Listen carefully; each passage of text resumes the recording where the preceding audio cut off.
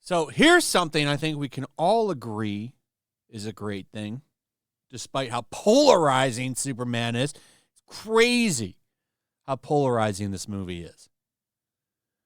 But this is cool, at least, right? I think it is. Superman's leading to an increase in dog adoption interest, which is fantastic. A lot of dogs out there that need homes. So I think this is fantastic.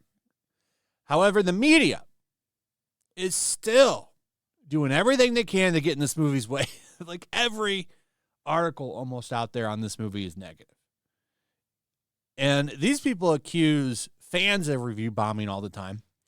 It feels like they're the ones trying to tank the movie because everything, just about, I don't want to say all, but just about everything on this movie is negative. Like, check this out. This is from comicbookmovie.com.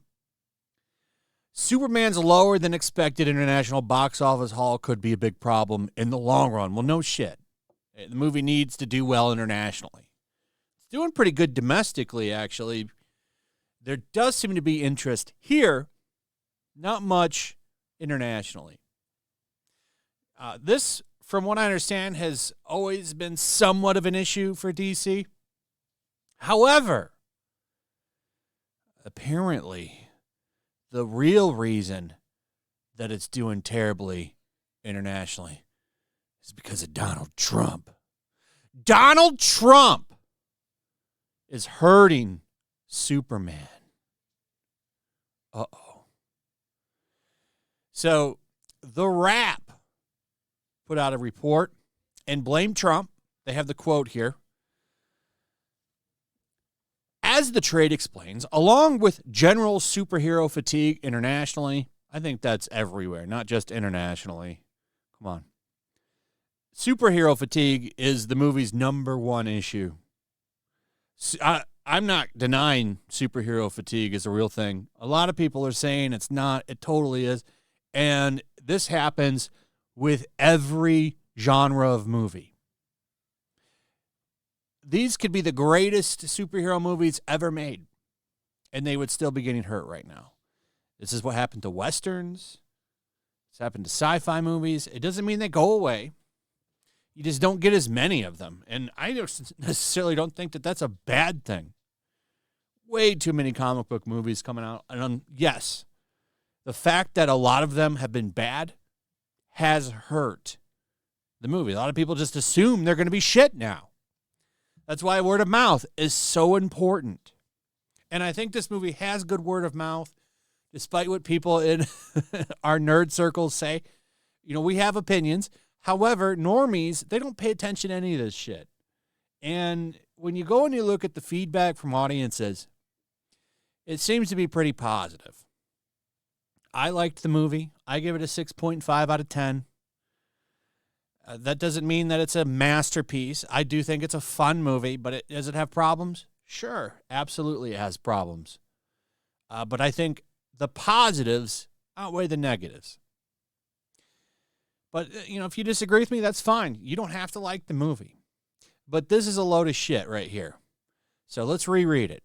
As the trade explains, along with general superhero fatigue internationally, Superman has never been the global box office draw that Batman is, thanks to Christopher Nolan's Dark Knight trilogy.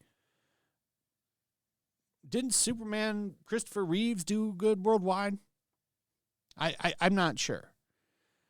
But Superman used to be a box office draw. They just can't quite recapture that magic.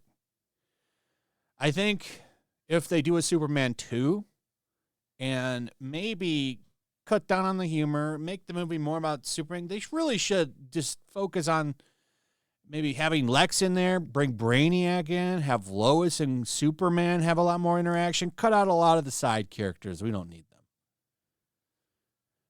Maybe you need to give it to a different director. While there have been some arguments that the decline of the U.S.'s image under Donald Trump is impacting a hero that for decades was associated with truth, justice, and the American way, even with Gunn downplaying that last part in his film, box office history suggests it's not that simple. So here we go. Trump has hurt this movie because Superman is associated with America, which is true. He's very much Americana. That's why dropping the American way part is stupid. And I do think they should have leaned more into that, because clearly it was always going to do better domestically than internationally. I do think that there is some truth to that. But apparently it's Donald Trump's negative global interest that helps hurt this movie.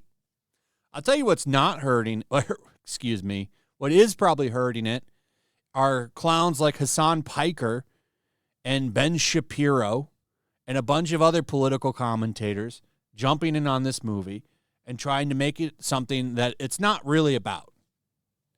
Now, to be fair, Ben Shapiro argues against this movie being some kind of Israel-Palestine conflict. Hasan Piker says it's 2 hours of a middle finger to Israel, which I don't know if that's true. Now, I think you can make some connections to that. Now, James Gunn came out and said, they have the quote in here, but it's basically that, I wrote this movie before the conflict started. Well, newsflash, this conflict has been going on for, 1,000 years? And I do think that there's a little bit of an allegory there. But I don't think it's as overly in your face as people like Hasan Piker are trying to put it out there as. I think they just wanted to use two countries to have a war and show that Lex Luthor is, kind of a piece of shit, which they did in the movie. Whether or not you think there's more than that, that's up to you. That's up to you. But James Gunn, in his comments, he doesn't help anything. He doesn't help anything. He put himself too much into this marketing, which was probably to save money.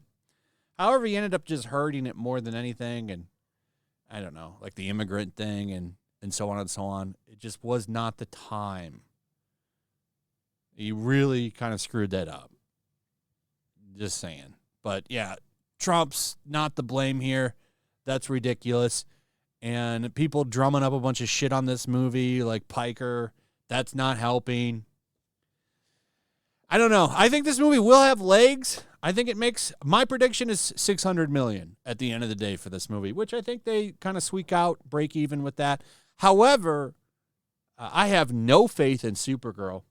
I hate that Woman of Tomorrow comic that it's based on. It's a little bit different with Superman's based, well, not based on, but influenced heavily by All-Star Superman, a great comic book run. In fact, the All-Star Superman movie is free on YouTube. It's animated, but man, it's great. I would put it right under the Donner movies, and I'm not kidding. Like it's not as good as the comic, but it captures the comic pretty good. It's only like, I think, 60 or 90 minutes. Man, you should watch. It is free, at least for the North American region, I think. You should watch it. If you like Superman at all, I think you'll like that movie. It's good. The best thing you could do is read the comic. But anyway, that's pretty much it. Let me know what you guys think about all of this in the comments. What are your thoughts? Do you think it is an Israel-Palestine allegory? Tell me why. Do you think Trump hurt the movie? Do you think Gunn hurt the movie? What are your thoughts? Also, if you would, please like, subscribe, share the video, hit that notification bell. Check out my comic, link in the description. We got a fun, action-packed comic. I've already bought my plane ticket to go down and sign books. As you know, we have a CGC graded tier in the campaign. I collect comics, so when I found out Rippo was offering this, I jumped on it because I can't wait to put these on my wall. It's going to be awesome to have my own comic book on my slab wall. That's kind of cool. So thank you, everybody that's bought this, man. It's really, really cool. I can't express how awesome I think this is. I can't wait to put these on my own slab wall. So I'll be flying down there to sign these pretty soon. The campaign ends on the 26th, so be there for that. We're going to have a big event on Flashcast when that goes down. If you just want to check the book out, Cover D, as I always say, is $17. Not a wall buster. Check it out in the description. And with that, we'll see you on the next one. Peace.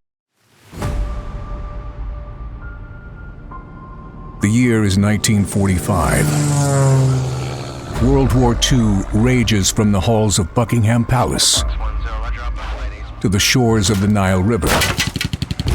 Even now, the clash between freedom and tyranny is about to boil over. Somewhere in North Africa, 2 American flyboys are soaring high on a reconnaissance mission, searching for clues to a peculiar new obsession with the occult gripping the Nazi high command.